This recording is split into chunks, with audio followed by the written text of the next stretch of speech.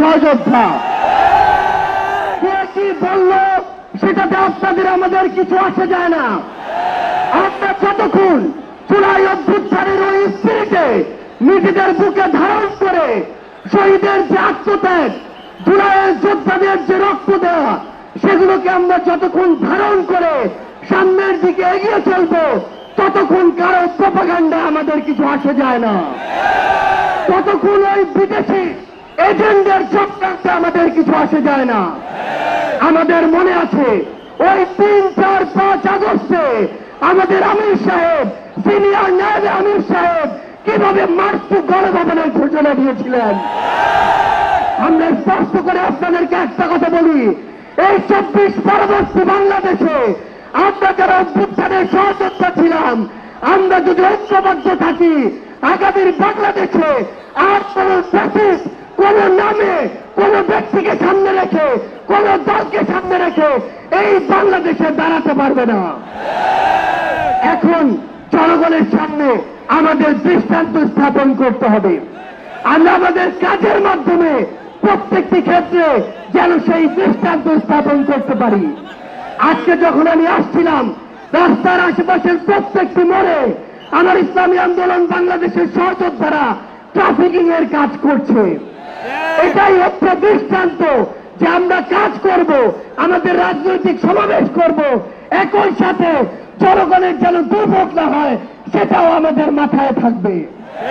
আমরা এর আগেও দেখেছি এই মাঠে প্রোগ্রাম হয়েছে, প্রোগ্রাম শেষ করে মাঠের প্রত্যেকটি ময়লাকে পরিষ্কার করা হয়েছে। এটাই হচ্ছে আগামীর বাংলাদেশের দৃষ্টান্ত যে আমাদের যারা সাময়িক যদি কোনো সমস্যা হয়, আমরা আবার ঐক্যবদ্ধভাবে সেই সমস্যার সমাধান করব।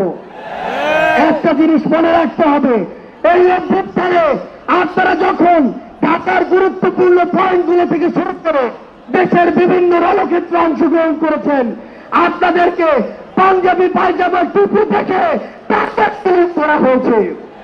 আমার মাদ্রাসার অসংখ্য ভাই এই টার্গেট কিলিং এর শিকার হয়েছেন।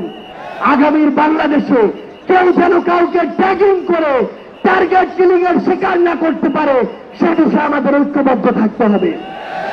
আমরা সংস্কার বিচারকে সামনে রেখে আমাদের এই লড়াই করছি।